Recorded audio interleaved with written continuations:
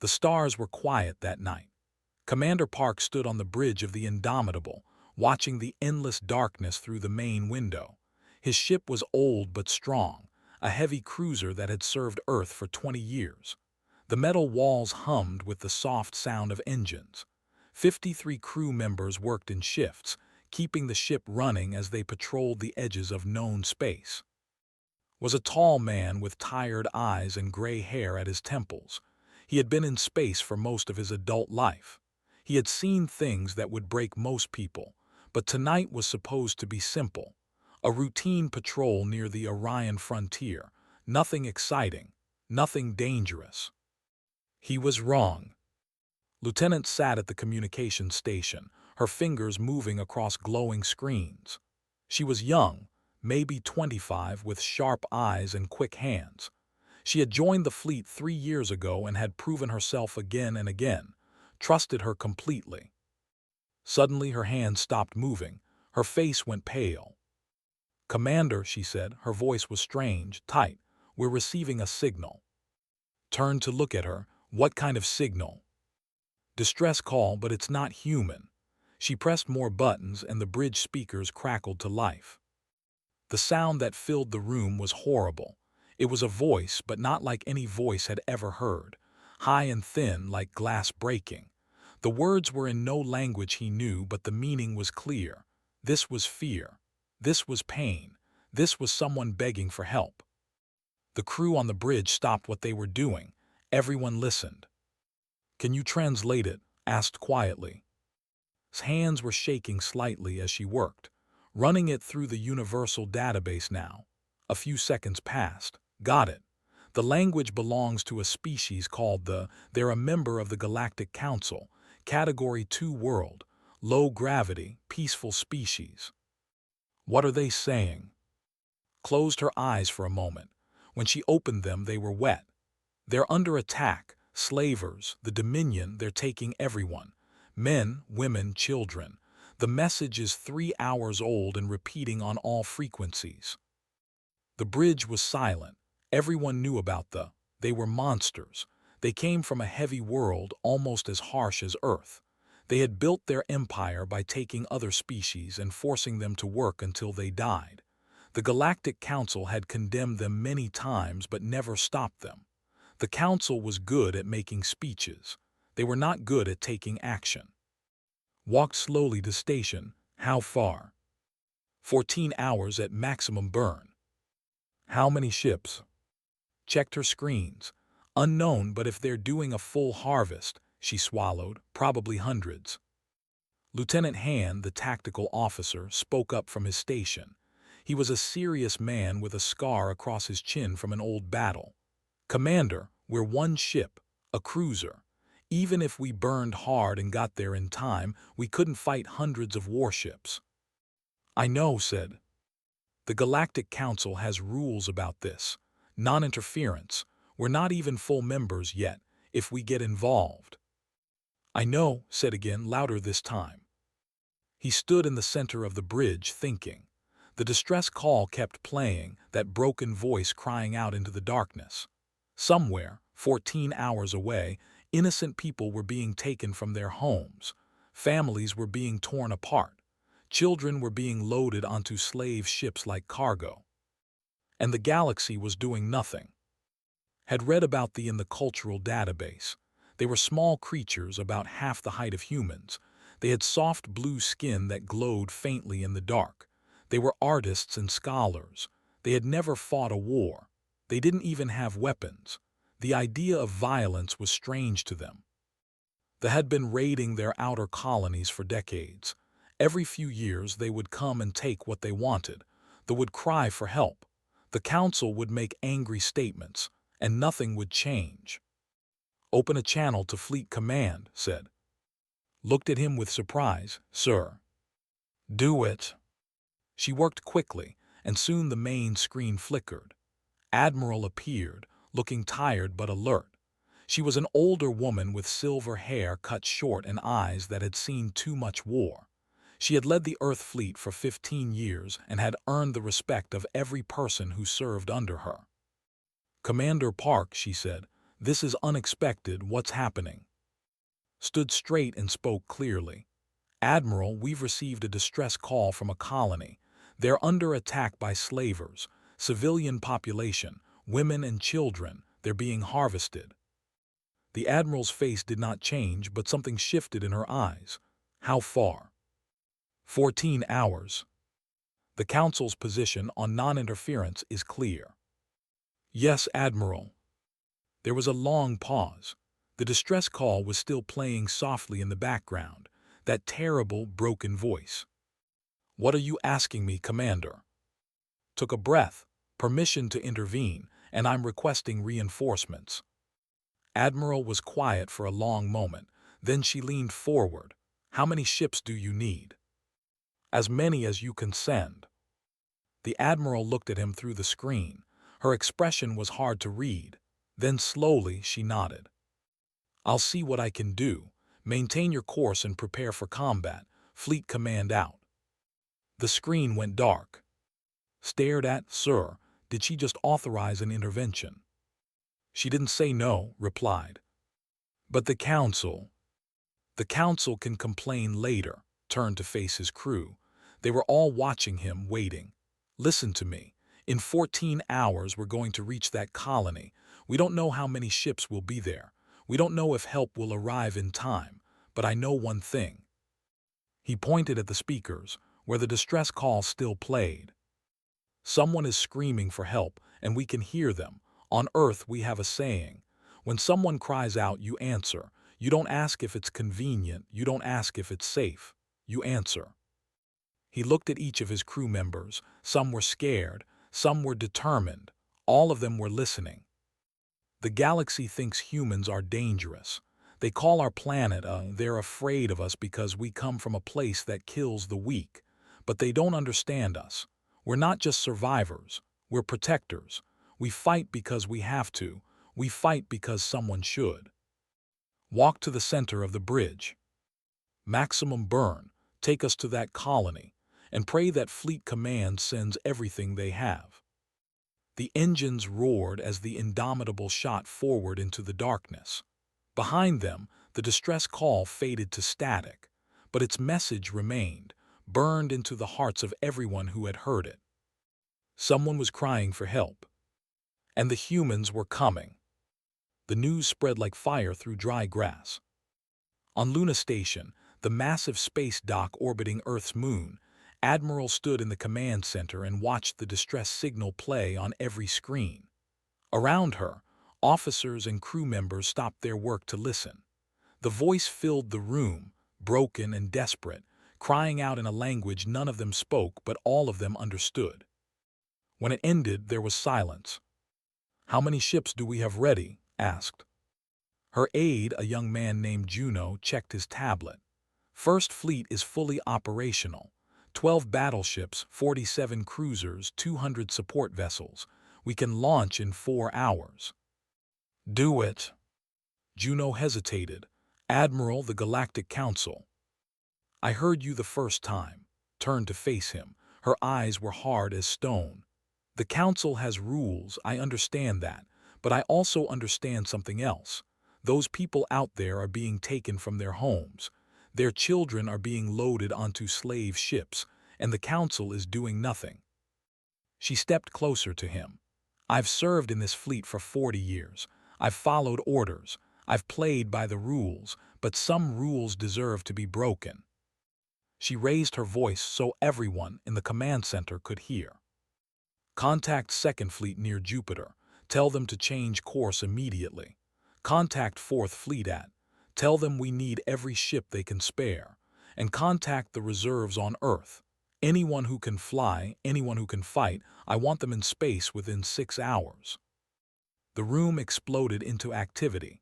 Officers ran to their stations. Screens lit up with communication channels.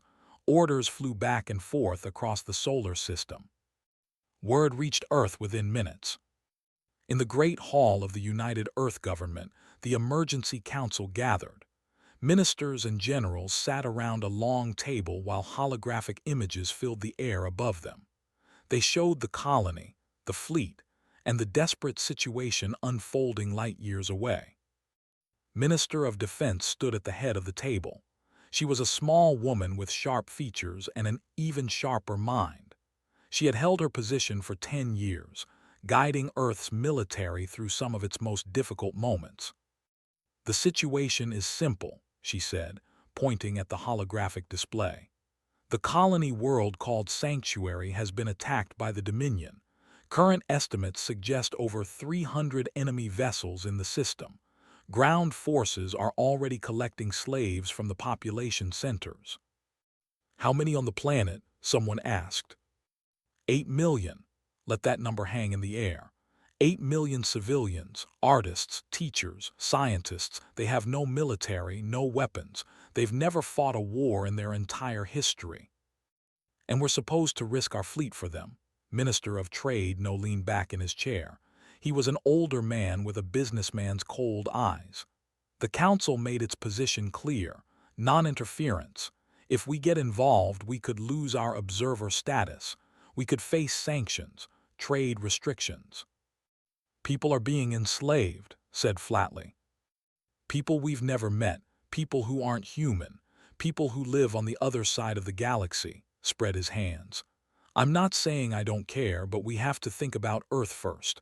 Our colonies, our people. If we anger the Council—" "The Council doesn't care about the," interrupted. "They've been letting the raid their colonies for decades. They issue statements, they express concern, and they do nothing." She walked around the table, looking at each minister in turn. "When humans first entered the galactic community, they called us primitive, violent, dangerous. They classified our planet as a Category 7, a place so hostile that intelligent life shouldn't exist. They looked at us with fear and disgust." She stopped and faced them all. "But they also looked at us with something else. Hope. Do you know why? Because they saw something in humans that they'd lost, something they'd forgotten. We don't give up. When something is hard, we push harder. When someone is suffering, we help. When someone is crying, we answer." The room was quiet. "If we ignore this signal, we prove them right. We prove that we're just like everyone else. We prove that when it matters most, we'll look the other way." Shook her head. "I won't do that, and I don't think any of you want to do that either." Minister No opened his mouth to argue, but another voice cut him off. "Send the fleet." Everyone turned. President Moon had been sitting quietly at the end of the table, watching and listening. She was a tall woman with gray hair and calm eyes. She had led Earth for 8 years, guiding humanity through its first steps into the galactic community. "Madam President," No looked surprised. "Send the fleet," she repeated. "All of it, every ship we can spare." "But the consequences—" "I'll handle the consequences." Moon stood up. "Humans didn't survive on it by being careful. We survived by being brave, by being stubborn, by refusing to accept that anything was impossible." She looked at the holographic image of the colony, at the small blue figures running from soldiers. "Those people need help. We can provide it. That's all that matters." The decision was made. Across the solar system, ships began to move. On Luna Station, the first fleet launched in perfect formation. Massive battleships led the way, their engines burning bright against the darkness. Cruisers and destroyers followed, their weapons armed and ready. Support vessels carried supplies, medical equipment, and thousands of Marines. Near Jupiter, the Second Fleet received its orders. Admiral, a veteran of a dozen conflicts, read the message twice to make sure he understood. "All ships," he announced, "change course, maximum burn, we're going to war." At humanity's first colony outside the solar system, the Fourth Fleet had been conducting training exercises. Captain Sierra commanded the destroyer, a fast attack ship known for its aggressive tactics. When she heard the news, she gathered her crew on the bridge. "We've all heard the distress signal," she said. "We all know what's happening. The trip will take us longer than the others. We might arrive late.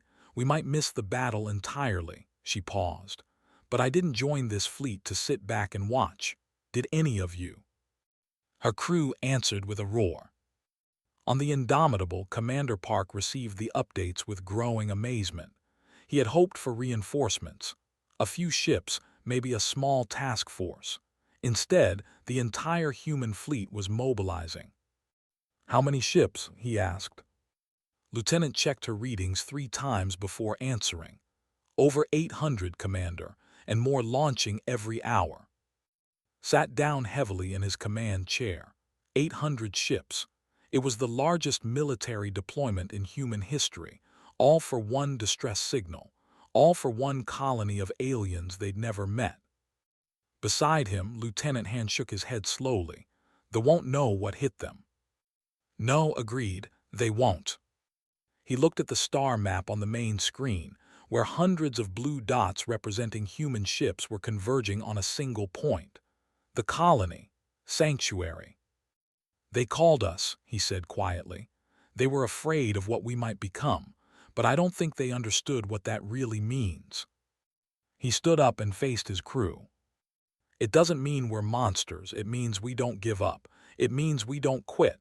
It means when someone screams into the darkness, we don't just send help." He smiled grimly. "We dispatch fleets." The Indomitable continued its journey through the stars, no longer alone. Behind it, across millions of kilometers of space, the greatest armada humanity had ever assembled was coming together. The head cried for help, and Earth had answered. The colony world of Sanctuary had been burning for 3 days. Elder Luma crouched in the darkness of an underground shelter, surrounded by hundreds of her people. They huddled together in silence, their soft blue skin barely glowing in the dim light. Children pressed against their mothers. Old ones held hands and whispered prayers. Everyone was waiting. Everyone was afraid. Above them, the world was dying. Luma was old, even by standards. She had seen 140 seasons pass. She had watched her people build great cities of crystal and light. She had seen artists create works of beauty that made visitors weep. She had witnessed scholars unlock secrets of the universe that other species had struggled to understand for. Now she watched it all burn. They had come without warning, as they always did. Their ships had filled the sky like a swarm of black insects. Their soldiers had marched through the streets, kicking down doors, dragging people from their homes. The screaming had lasted for hours. Luma had sent the distress signal herself. She had broadcasted on every frequency, in every direction, knowing it was pointless. The galaxy didn't answer cries for help. They had learned that lesson many times before. The Galactic Council would express concern. They would issue statements. They would condemn thee in the strongest possible terms. And then they would do nothing, because doing something was hard. Doing something was risky. Doing something meant getting involved. So they would suffer alone, as they always had. A young mother named sat beside Luma, holding her infant daughter close. The baby had stopped crying hours ago, too exhausted and hungry to make sounds anymore. Elder whispered, "Is there any hope?" Luma wanted to lie. She wanted to tell this young mother that everything would be fine, that help was coming, that they just needed to wait a little longer. But they did not lie. It was not in their nature. "I do not know," she said honestly. "I sent a message to the stars, but the stars rarely answer." Above the shelter, they could hear the heavy footsteps of soldiers. The enemy was searching for survivors, checking every building, every basement, every hiding place. Soon, they would find this shelter too, and then the people here would join the others in the slave ships. Luma closed her eyes and prayed to whatever gods might be listening. Far above the planet, Supreme Commander stood on the bridge of his flagship, the Iron Will. He was enormous even by standards. His skin was thick and gray like stone. His eyes were small and cruel. Scars covered his body from 100 battles, each one a trophy of victory. He watched the slave ships filling with cargo and felt satisfied. This harvest was going well. 8 million, all of them healthy, all of them capable of work. The labor camps would have fresh bodies for years. Supreme Commander, one of his officers reported. We've collected over 300,000 subjects. The operation is ahead of schedule. Good, studied the planet below. Increase the collection rate. I want half the population loaded before the end of the week. Yes, Commander. Turned away from the window, there were weak creatures, fragile. Their bones broke easily. Their spirits broke even easier. They made good slaves because they didn't fight back. They didn't have the strength or the will. Sometimes almost felt sorry for them, almost. His thoughts were interrupted by an alarm. Supreme Commander, the sensor officer's voice was sharp with surprise. We're detecting multiple hyperspace signatures, large fleet, approaching fast. Frowned the Galactic Council. No, sir, the signature patterns are, the officer paused, checking his readings. Human. Human laughed. It was an ugly sound like rocks grinding together. They're sending ships. Yes, sir, many ships. How many? The officer didn't answer immediately. He checked his readings again. Then again. His face had gone pale.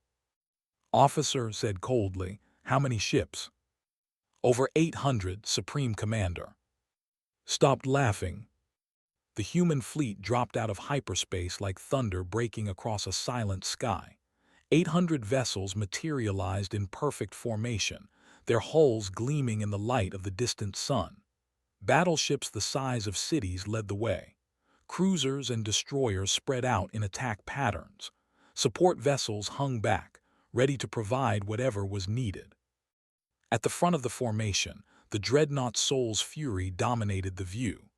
It was the largest warship humanity had ever built, a mountain of metal and firepower that carried enough weapons to level a continent. On its bridge, Admiral looked at the planet below. She could see the fires. She could see the smoke rising from ruined cities. She could see the ships in orbit, fat and heavy with their stolen cargo. Open a channel, she ordered. All frequencies. Channel open, Admiral. Spoke clearly and calmly, her voice carrying across thousands of kilometers of space. Dominion forces. This is Admiral of the United Earth Fleet. You are engaged in the unlawful enslavement of sentient beings. You will release all captives immediately and withdraw from this system. You have 60 seconds to comply. This is your only warning. On the iron will, Supreme Commander listened to the human's message with growing anger. Who did these creatures think they were? They had conquered 100 worlds. They had built an empire that stretched across the galaxy. They did not take orders from newcomers. They're bluffing, he said to his officers. They can't attack us. The Galactic Council forbids interference in affairs. But sir, there are over 800 ships. I can count, snapped. And I count 300 of ours, heavy armor, plasma lances. We've fought worse odds. He walked to the center of the bridge. The humans are primitives. They've been in space for less than a century. They don't know what real war looks like. He opened a channel of his own. Human Admiral, this is Supreme Commander of the Dominion. You have no authority here. They are our property.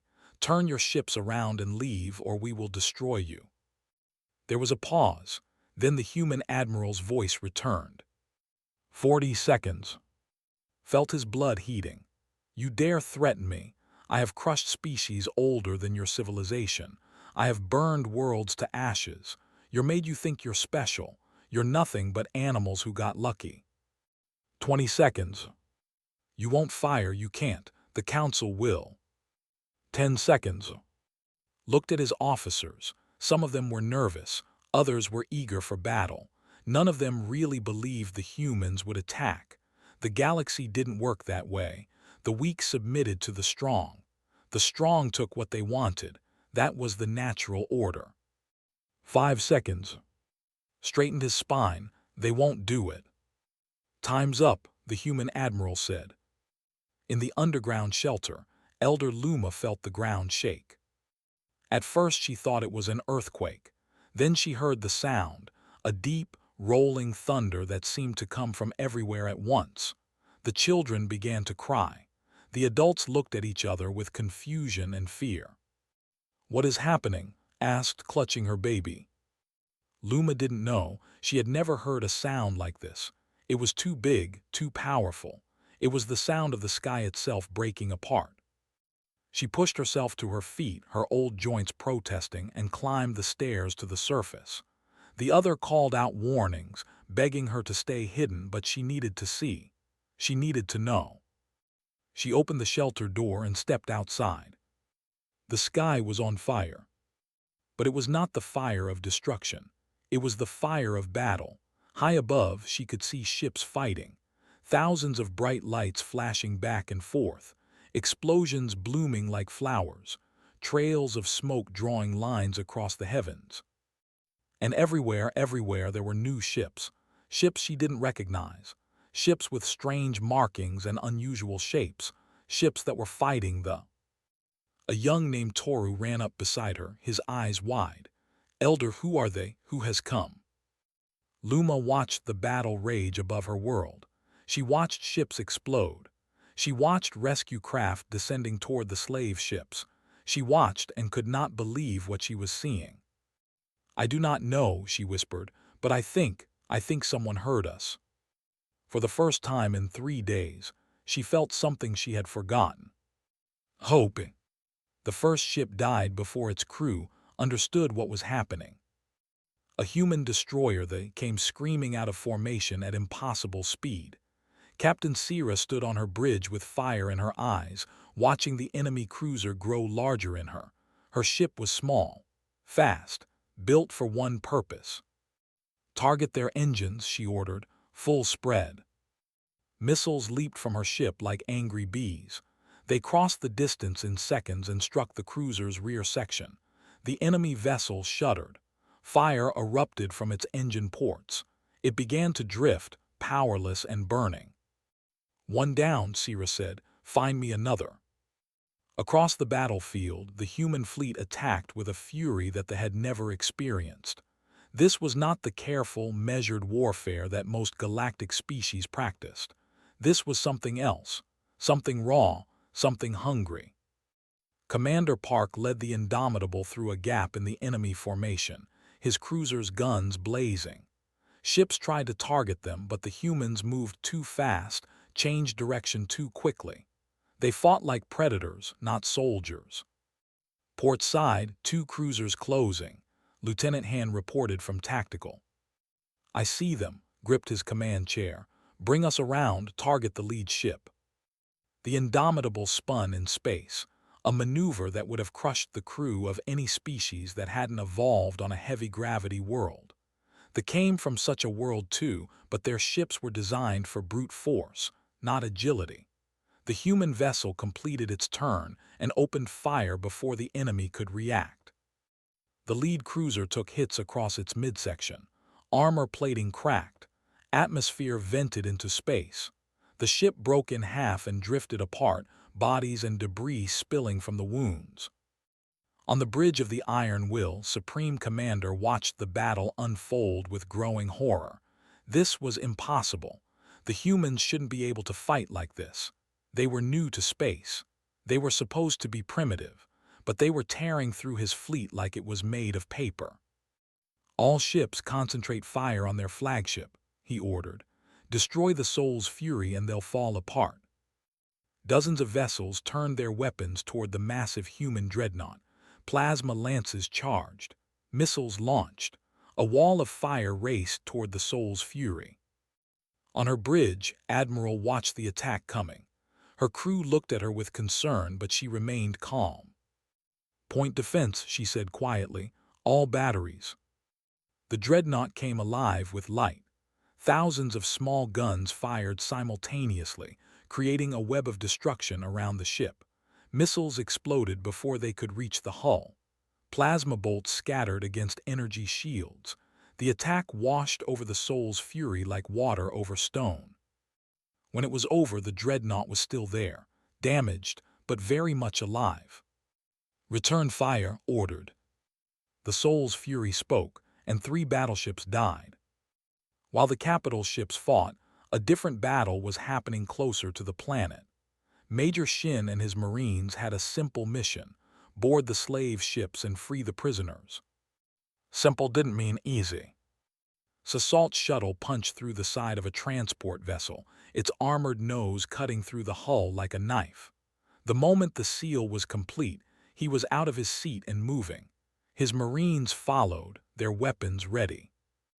The interior of the slave ship was a nightmare. Long corridors lined with cages, hundreds of crammed together, barely able to move. The smell of fear and suffering filled the air. Guards ran toward them, roaring in anger. Shot the first one without slowing down. "Clear the ship," he ordered. "Free everyone, leave no guard standing." His Marines spread out through the vessel. They were not gentle, they were not careful. They moved through the corridors like a storm, killing anyone who stood in their way. They tried to fight back, but they were not prepared for this. They were slavers, not warriors. They had spent years capturing the weak. They had forgotten what it was like to face the strong. Private kicked open a cell door and found a group of children huddled in the corner. They were tiny things, barely reaching her knee. Their skin was dull and gray from lack of food. Their eyes were empty. She knelt down slowly, trying not to scare them. "It's okay," she said softly. "We're here to help. We're going to take you home." One of the children, a small girl, looked up at her. Are you the ones from the message?" "Didn't understand. What message?" "The elder sent a message to the stars. She said maybe someone would hear." Felt something twist in her chest. She reached out and gently took the child's hand. "We heard," she said. "We all heard." Back in space, the battle was turning. The human fleet was smaller in number, but they fought with a speed and aggression that they couldn't match. Ships exploded on both sides, but for every human vessel lost, 5 ships burned. Captain Siras had killed 7 enemy ships before finally taking serious damage. A cruiser had gotten lucky, scoring a direct hit on her port engine. The ship lurched violently, throwing crew members against walls. "Hull breach, Deck 3, someone shouted. "Casualties on the engineering level." "Port thrust is gone, Captain." Sierra pulled herself back into her command chair. Blood ran down her face from a cut on her forehead, but she ignored it. "Can we still move?" "Barely, starboard thrust only." She looked at the cruiser that had hit them was moving closer, preparing to finish them off. It was bigger than her ship, more heavily armed. In a fair fight, it would destroy them. Sierra smiled. "Full thrust, take us toward them." Her crew stared at her. "Captain." "You heard me, ram them." The lurched forward, its remaining engine burning at maximum. The cruiser tried to move out of the way, but it was too slow, too heavy. The human destroyer hit it amidships at full speed. The impact was catastrophic. Both ships crumpled together, metal screaming and tearing. The cruiser's fusion reactor went critical and exploded, taking both vessels with it. But Sierra and her crew were already gone.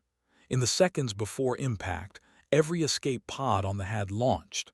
They drifted now among the debris, picked up by other human ships, their sacrifice already becoming legend. On the Iron Will, Supreme Commander could not believe what he was seeing. His fleet was in chaos. Ships were burning everywhere. The humans fought like demons, willing to die if it meant taking their enemies with them. "They're insane," he whispered. "They're completely insane." A human boarding party had reached his flagship. He could hear fighting in the lower decks, explosions, gunfire, screaming. They were coming for him. He tried to rally his guards. He tried to organize a defense, but his crew was terrified. They had never faced enemies like this. Enemies who smiled as they fought. Enemies who laughed in the face of death. When Major Shin kicked down the door to the bridge, was alone. The human major was covered in blood, most of it not his own. His armor was dented, and in his hands he held a weapon that had seen constant use. "Supreme Commander," said calmly, "you're under arrest." "You can't do this," tried to sound commanding, but his voice shook. I am the Supreme Commander of the Dominion. The Galactic Council will. The Council isn't here, stepped closer. We are. Reached for his weapon but was faster.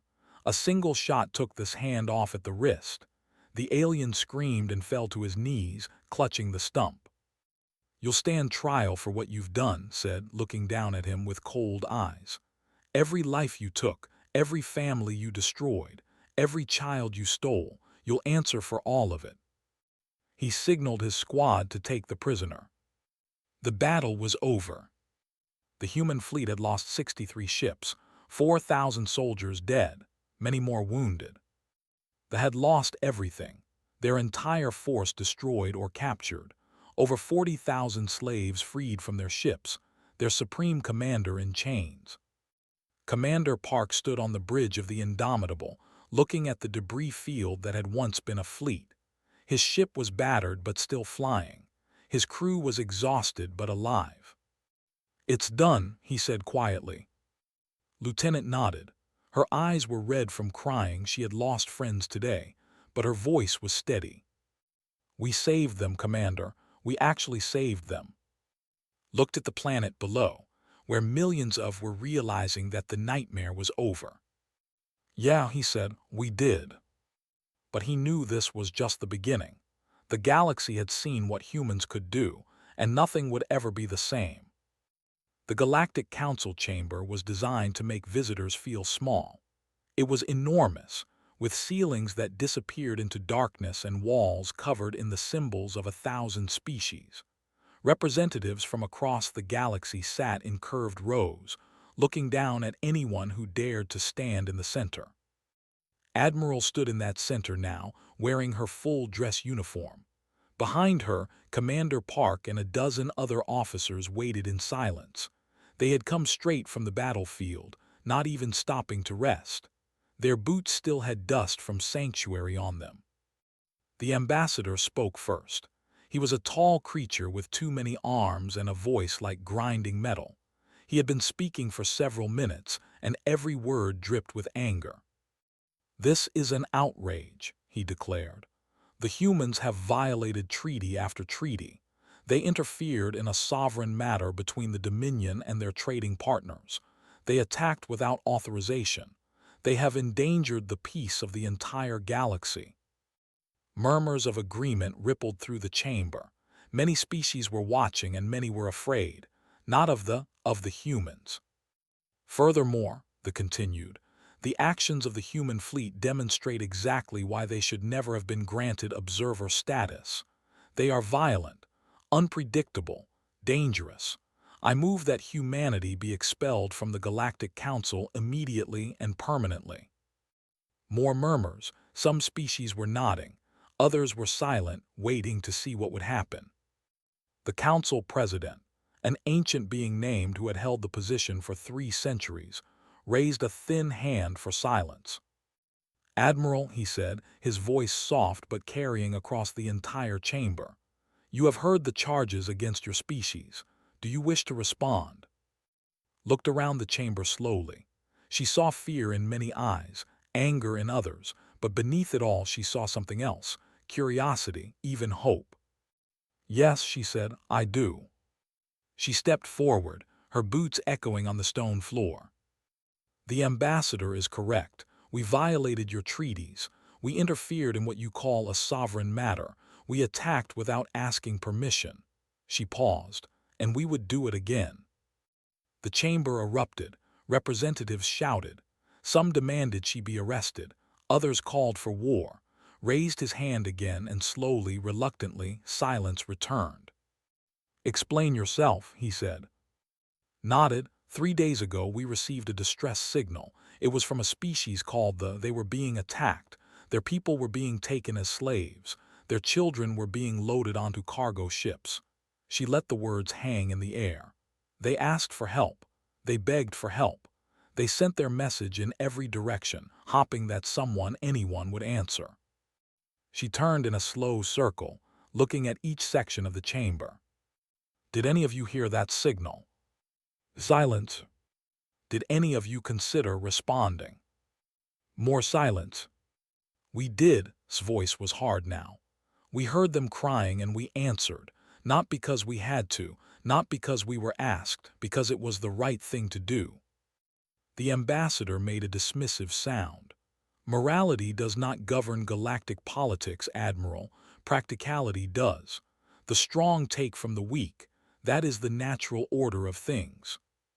On Earth, said quietly, we have another saying, the strong protect the weak. That is what strength is for. She walked toward the center of the chamber, where a holographic display waited. You call our planet you're right, it is. Our world tried to kill us every day for millions of years. Predators, diseases, natural disasters, climate changes that wiped out 90% of all life. Again and again, our planet threw everything it had at us. She activated the display. Images appeared: Earth's history, ancient humans hunting, building, fighting, surviving. But we survived, not because we were the strongest, not because we were the fastest. We survived because we worked together. We protected each other. We stood between our families and the things that wanted to kill them. The images changed. Modern humans now, cities, hospitals, schools, rescue workers pulling people from disasters. When a volcano erupts, we don't leave. We evacuate people. When a flood comes, we build boats. When disease spreads, we create medicines. When someone is drowning, we jump in the water to save them. She looked at the, even if it's dangerous, even if it might kill us, because that's who we are. She turned off the display. You're afraid of us, I understand that. We come from a world that should have killed us and instead we conquered it. We're strong, we're aggressive, we fight hard. She paused. But we don't fight because we enjoy it. We fight because someone has to. We fight because when no one else will stand up, we will. President leaned forward. And if we decide to punish you, if we expel humanity from the council? Met his eyes without flinching. Then you expel us, but it won't change what we are. The next time someone sends a distress signal, we'll answer it. The next time someone cries for help, we'll come. You can't change that by passing laws or issuing statements. She stepped back to stand with her officers. The thought they could take whatever they wanted because no one would stop them. Now they know better, and so does the rest of the galaxy. She saluted the council in the human tradition, a sharp movement that meant respect but also defiance. That's all I have to say. The chamber was quiet for a long moment. Then, slowly, something unexpected happened. In the far corner, where the delegation sat, Elder Luma rose to her feet. She was tiny compared to most beings in the chamber, but her voice carried clearly. I wish to speak. Nodded, the representative from the collective is recognized. Luma walked down to the center of the chamber, her movement slow but steady. She stopped next to Admiral and looked up at her for a moment. Then she turned to face the council. My people have been part of this council for 3,000 years, she said. In that time we have contributed art, science, philosophy. We have asked nothing except to be left in peace. Her voice cracked slightly. For 50 years they have been raiding our colonies. They have taken our children. They have destroyed our cities. Each time we sent messages to this council. Each time you expressed concern. She paused. Concern does not stop slavers. Statements do not free prisoners. We were alone and we were afraid and no one came. She reached out and took his hand. The Admiral looked surprised but didn't pull away. Until the humans came. Luma turned back to the council. They did not know us. They owed us nothing. They had everything to lose and nothing to gain, but they heard us crying and they came anyway. Tears were running down her face now, glowing softly against her blue skin. They came with 800 ships. They fought and died for people they had never met.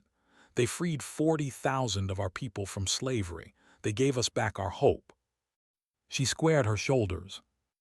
If this council expels humanity, the collective will leave with them, and I suspect we will not be alone. Murmurs spread through the chamber again, but this time the tone was different. Representatives from dozens of smaller species were nodding, species that had been bullied, species that had been ignored, species that had learned that the Council's protection was just empty words. President watched this carefully.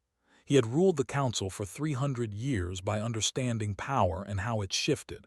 He could see the shift happening now. "I believe," he said slowly, "that we should take some time to consider this matter. The Council will recess for 1 day before voting." 1 day later, the vote was held. Humanity was not expelled. Instead, they were granted full membership in the Galactic Council, the fastest any species had ever achieved that status. The Dominion collapsed within 6 months. Former slave worlds rose up, knowing that if they called for help, the humans would answer. Supreme Commander was tried and executed for crimes against sentient life. His empire became a memory. On Sanctuary, the rebuilding began. Human ships brought supplies. Human doctors treated the wounded. Human soldiers helped clear rubble and repair homes. They worked alongside asking nothing in return. Private was helping distribute food when the little girl found her again. The child looked different now, healthier, brighter. Her skin glowed properly again. "You stayed," the girl said, sounding surprised. Smiled, "Of course we stayed. The job's not done.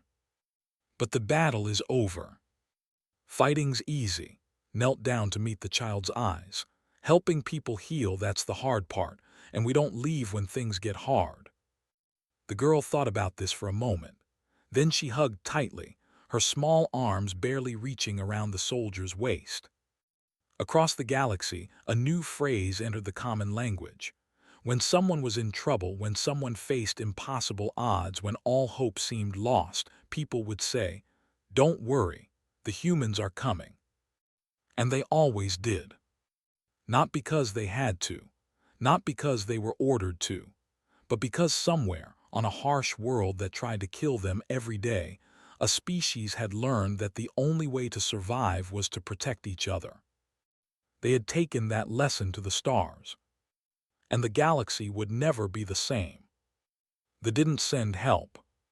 They dispatched fleets. And they always answered when someone cried.